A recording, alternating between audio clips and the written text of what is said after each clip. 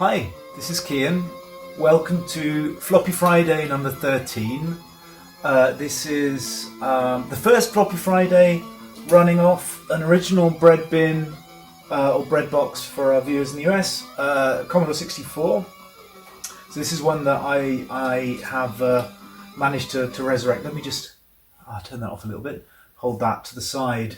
I'll talk about this game in a minute. So yeah, so this is very exciting. I managed to get this one working. I have a couple of these old bread bin Commodore 64s now, and I managed to get this one working by taking the VIC-2 chip from the other one and putting it in here.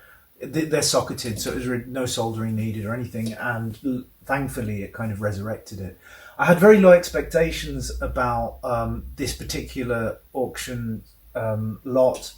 It came with this floppy drive and this computer, and when I saw the photo, it really looked like they'd been stored just in an open box in the loft somewhere. You know, they were covered in spider crap, which I had to clean off. But other than that, they're actually great. They're a little bit more, a little browner. You know, they've sort of faded a bit more than some of the other Commodore equipment that I've got. But the floppy drive itself is very good. You know, I did an alignment check on the heads. Everything is working really great. It's actually I've got 3 of these larger 1541s now, and this is the one that works by far the best. So I'm really happy about that. So all in all, that was a good auction. This one was also half the, these two are half the price of the other one that I got, which was also non-working. So just goes to show it's a little bit of a luck of the draw. So yeah, and the other thing that came with this auction, which I thought was really interesting, a couple of books were thrown in. So this is a PC or MS-DOS emulator, essentially for the Commodore. Here's the floppy. I did try and load it. I think it's kind of beyond being able to use. You know, it's not usable. The data must be corrupt or what have you. But it's very interesting. It's all in German, of course. Oh, I have to do that. It's all in German, but it is essentially an MS-DOS implementation for the Commodore, which for me was extremely interesting. I didn't even know that such a thing existed. So I'm gonna, let's see. I'll try and sort of dig into that at some point. It also came with a GW Basic manual, which is something I haven't seen for 20 odd years. This was my first job, was to do converting some old engineering routines from PET Basic on an old PET machine to GW Basic on a PC. So that was, essentially, at the time there wasn't data transfer, so it was typing in basic programs in, from a printout from a PET machine. I just have to print out pages at a time, go through and essentially type it in, and then fix any issues that meant that the code wasn't working.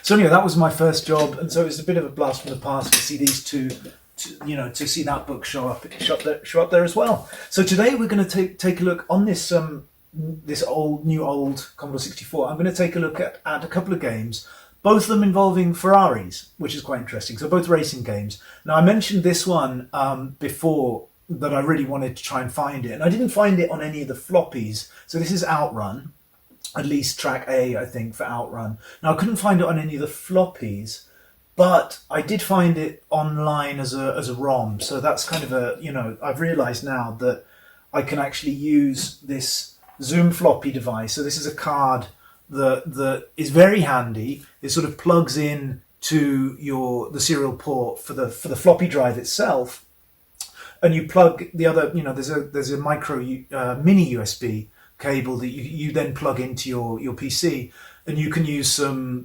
commands to essentially send D64 ROMs down to the floppy and get written onto a floppy. So and that's really what I've done. I had this. I didn't have many blank floppies or any that I could find, but I did take this old kind of address book of the guy that used to own some of these floppies, because I was like, I'm not going to go through and ever take a look at his addresses. I can leave that out now.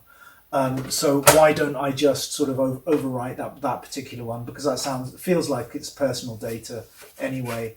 So I went and essentially got Outrun working on or loaded onto that floppy and loaded it from there. So here, this is Outrun. This used to be one of my favourite arcade games at the time. I've never played it, or had never played it on the Commodore 64.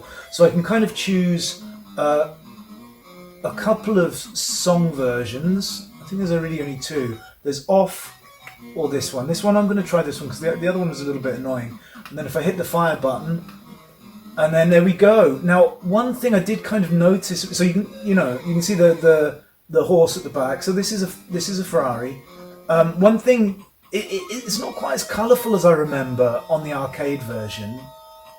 Oh, where's that going? All right. So it's not quite as colourful. At least the detail on the car. Whoa. Whoa.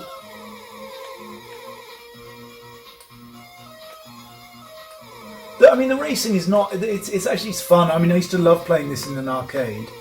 With I guess it must have had a steering wheel. I can't even remember now. I don't remember playing it with a floppy, but I do remember the colours to be a little bit better. I'm not sure this is the best arcade conversion that you'll find on the C64. Overall, it's a little bit, could be better, but it's still, it's a nice memory. I don't think I'm actually gonna make the. Oh God, I'm gonna crash. Some of the crashes are pretty fun. Let's see if I can actually crash. Well, which I haven't done yet, before I run out of time. Let's try. Am I going to crash? Oh, no, that wasn't really very. Anyway, maybe I need to get on a straight and get some speed. All right. Well, no, I don't want to crash because it was fun. Why? I don't need to do all that. Okay, fine. Let's go now.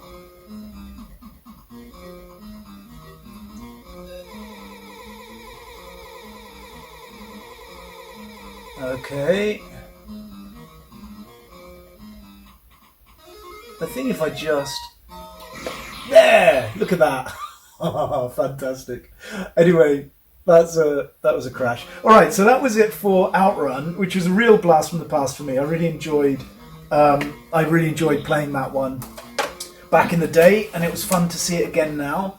The other one that I wanted to load was, and I do want to load this one. Let me turn that off. I don't have a reset button on this Commodore, so I have to turn the power, cycle the power. Hear the keyboard. Sometimes there's a couple of keys that do stick. I did swap the keyboards as well between the two, but it is so it is a little bit. There's still a couple of keys that stick. So, but the sound of that keyboard is just amazing. So listen to this. Well, I don't know if you see that. So wait. All right, it needs to load a minute.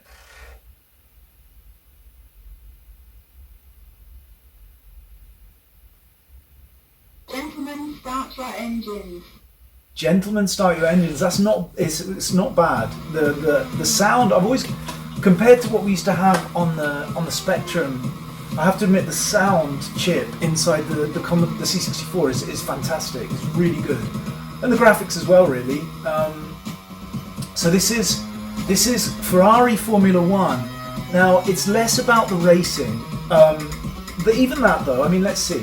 So I need to press a key, I think, to prevent a demo.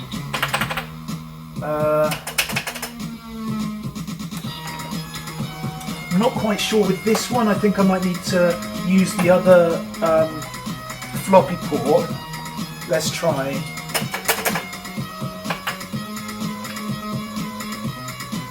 Actually, I think this is still. I think it's still loading. That's what's happening. It's just I can't hear because of the noise, the sound.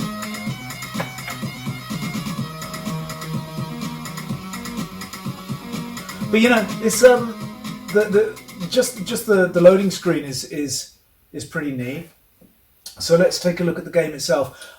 This is much more of a simulator of F1 in general, I think you could say. So let me see. So here we go. Oh no, I was wrong. I actually was okay with it being in the other port. I think. Did I just mess up? Oh.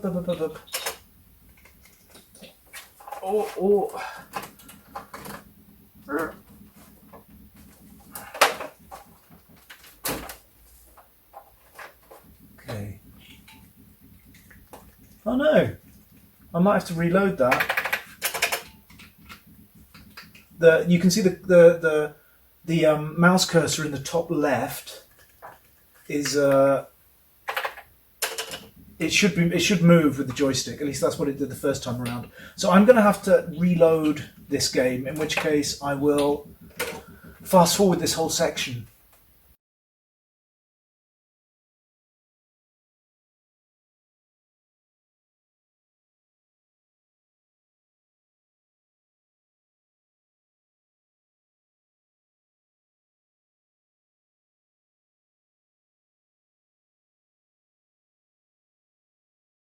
Okay, I should still be able to. So this is this I think has made it further. Oh yeah, finally. Okay, great. Sorry about that. So, and I'm sorry about the noise as well. We have I mentioned this on Twitter. We have these heat exchangers, heat pumps, geothermal heat pumps being installed in the neighbourhood. So they're drilling into the ground, and it's just beyond irritating.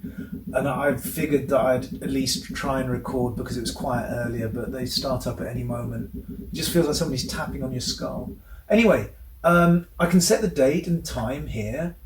I can set the track. Presumably, yeah, so I can go to Monaco if I want. Let's go to Monaco. I have to go to green. And then, yes, practice. Well, practice. Do we want to practice or do we not want to practice? Maybe I have to. I'm not sure. Qualification. All right, excellent. And it's the 1986. I don't know if what that can change. Goa or 98. Anyway, I think I'll just stick with that. Maybe these are saved games. Somebody may have saved a game on there that I could go and. Anyway, let's cancel. I'll just start from scratch. And then let's do it. I mean, I don't think we need to set times or anything, but it's nice, you know. What is this? The 9th of May, 1986. Go back in time a little bit, which is quite cool. So this is really a simulator. I mean, you go through and you can essentially, literally, kind of experience what F1 is like. I think. I mean, here I'm going to the pits. And I can, change some things. Look at the tire pressures. I think, it's really quite detailed. And I think at the time, for anybody who's a bit of a piston head or a petrol head or whatever, anybody who's really into F1 would have just absolutely loved this. I mean, this was. I remember Football Manager on the Spectrum was like this fantastic game where you could really, pretend you were managing a football team. Wasn't much actual playing. So I mean, there's all sorts of details here. All sorts of details. It looks super interesting. I actually haven't played it, and I don't really know. Well, what's happening there? Okay. Monaco Grand Prix qualification. It's gone dark. Next. Maybe I have to go there. Green. Great.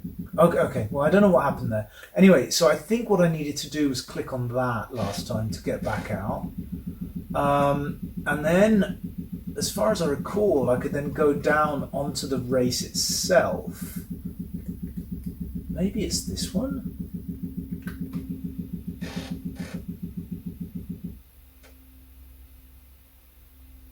Oh no, that's not what I wanted.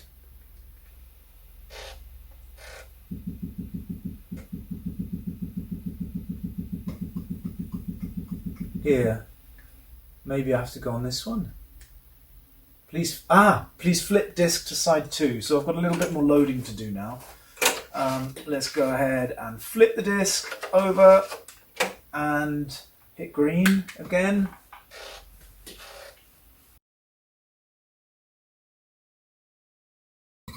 All right, here we go.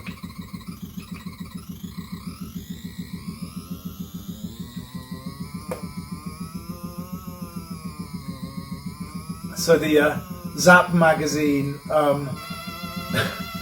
described the noise of the, oh god, really bad, going to pits. No, I don't want to go to pits. Do I have to go to the pits? I know, I'm the pits. What? I have to... Okay, but I think I just accidentally went the wrong way. So now it's going to reload that whole pit experience thing. So yeah, the I think Zap 64 magazine described the sound of the car going around the track as being like a dying wasp. But otherwise, they really loved the game. They said it was excellent. It was really, even the handling of the racing of the racing piece of it is a lot more kind of realistic than say Outrun or something like that, which is really just a, that's a game. This is almost a simulator, I would go as far as saying. I really don't want to go to the pits. I want to go back out. Anyway, of course I need to flip. And so here I'm racing with my dying wasp sound. I'm actually racing with other cars now, so this is not just a practice. Oversteering. Oh, twice. Oh, this is bad. I don't know if I'm even going the right way at this stage. Yeah, the frame rate makes it more than a little bit challenging to play this game, I have to admit. Am I going to get somebody over? I'd like to have somebody overtake me at least. Oh, I'm so bad.